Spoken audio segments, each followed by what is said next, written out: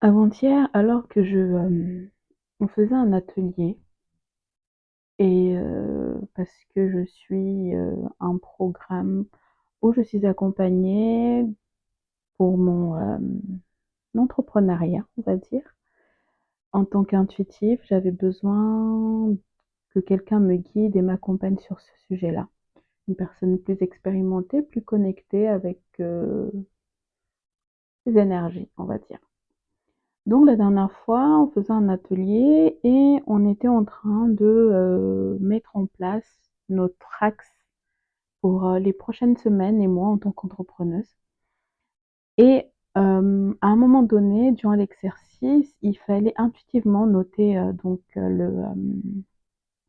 après une courte méditation, noter ce qui nous était venu pour notre entreprise, on va dire. Et à la fin, donc moi j'ai noté mes mots, j'ai fait ma petite boussole et cetera et elle nous a demandé de noter le comment, on va dire, pour comment on allait mettre en place ces choses-là, et cetera.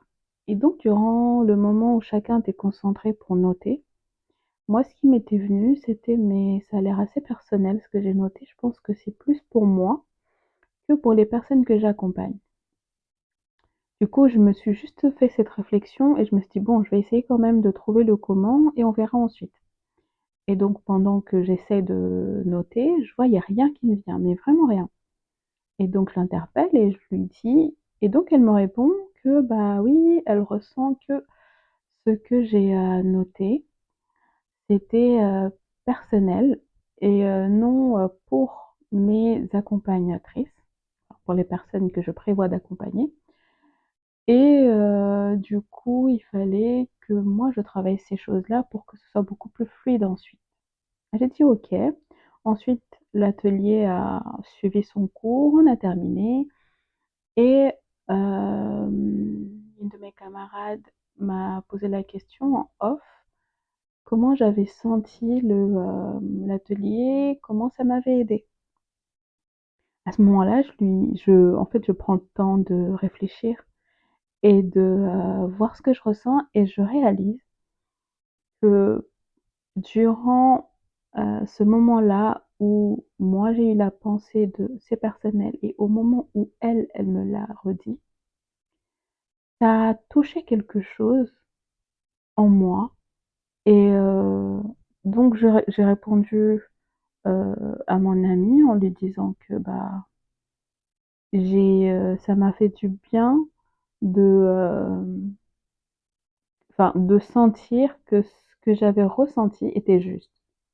Enfin quelque chose, d'à peu près ça, hein, et la seconde d'après, j'ai commencé à pleurer, mais vraiment pleurer. Genre, c'était inattendu et incontrôlable, on va dire et donc j'ai laissé faire. J'ai juste pleuré, j'ai pleuré et en prenant conscience qu'en fait, ce qui me faisait pleurer, c'était le fait que durant toute, ma scolarité, même en dehors, je pense, mais surtout, durant ma scolarité, à chaque fois qu'on avait des consignes ou autres et d'ailleurs, c'est pour ça que je détestais un peu être en groupe. Quand on avait des consignes, des exos, j'avais une logique qui allait toujours à l'encontre des autres. C'est-à-dire que je comprenais toujours les consignes, mais de manière totalement différente et à force, en fait, j'ai fini par manquer de confiance et me dire: «Mais est-ce que je suis bête? Est-ce que je suis nulle? Pourquoi, les autres trouvent toujours la même chose tous ensemble et moi je suis toujours à côté de la plaque?» Et le fait, en fait, durant cet atelier que, qu'elle ait, on va dire, confirmé que j'avais, je l'ai pas dit, hein, sur le moment, juste, j'ai dit: «OK», on est passé à autre chose, mais en fait, le fait qu'elle ait, confirmé ça, bah, ça a fait tellement de bien à mon enfant intérieur. Ça lui a fait tellement du bien. En fait, c'est comme si enfin, Hem, je ne suis pas si nulle que ça au final. Hem, j'ai le droit de penser autrement que les autres. J'ai le droit d'expérimenter quelque chose, de penser quelque chose, de ressentir quelque chose de différent que le collectif et ça a été vraiment libérateur comme, expérience et c'est là que, j'ai réalisé que l'enfant intérieur, en fait, il est vraiment important dans notre vie.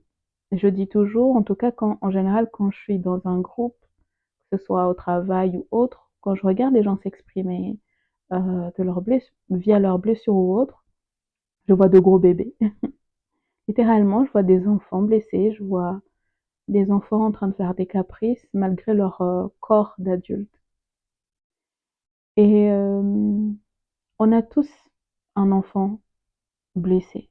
L'enfant blessé, c'est quoi? En fait, je vous parle d'enfant intérieur sans m'assurer que vous, compreniez, de quoi il s'agit.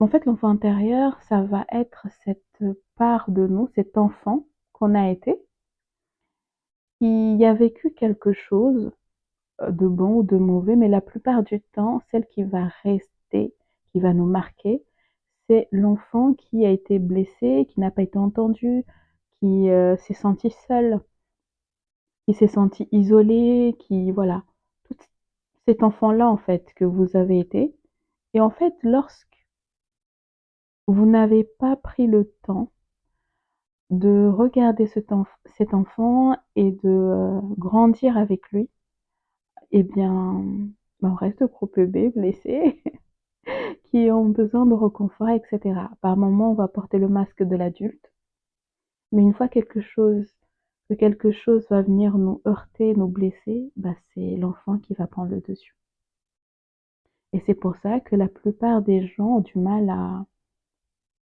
je vais dire le mot «gérer» parce que c'est ce qui revient enfin, c'est ce qui est compris par la plupart des gens, mais gérer ses émotions, je voulais dire, mais je n'aime pas trop le mot «gérer» parce qu'il y a aussi, la notion de contrôle et l'idée n'est pas de contrôler nos émotions, c'est de les connaître, les reconnaître et de les vivre. Maintenant, je sais qu'il y a des moments où il y a certaines émotions que, voilà, on peut pas les laisser, sortir, n'importe où, mais l'idée c'est d'au moins savoir les écouter, les reconnaître et prendre l'information. Mais la plupart d'entre nous, en fait, on ne sait pas gérer ces émotions-là.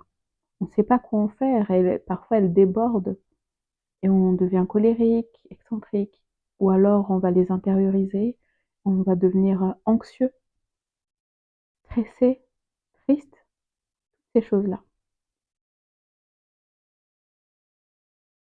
Je pourrais parler davantage de l'enfant intérieur, mais je pourrais parler pendant 1 heure de ce sujet-là et je voulais vraiment faire un petit message court et vous demander d'écouter votre, enfant intérieur, cet enfant blessé que vous avez laissé, assis quelque part en train d'être, voilà, de se sentir isolé, triste, abandonné, rejeté ou autre et d'aller lui prendre la main et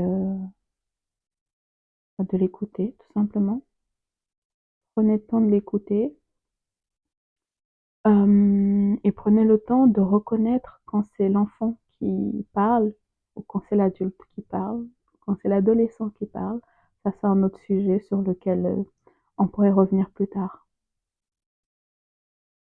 Le fait est que, une des choses qui faisait que j'avais autant de mal à trouver ma place, c'était que, bah, je ne pensais pas avoir de place quelque part vu que dans les groupes, je me sentais un peu trop décalée. Évidemment, en tant qu'adulte, j'ai appris à m'adapter, on va dire suradapter, hein, carrément. C'est une compétence que j'ai dû acquérir parce que, bah, je voulais faire partie du monde, du collectif, des autres. Et dans mon processus de dépouillement personnel, où j'écarte tout ce qui n'est pas moi, bah, au fur et à mesure, j'avance vers, cet enfant et je le fais grandir avec moi. Voilà, afin qu'on devienne, bah, ce qu'on doit être ensemble.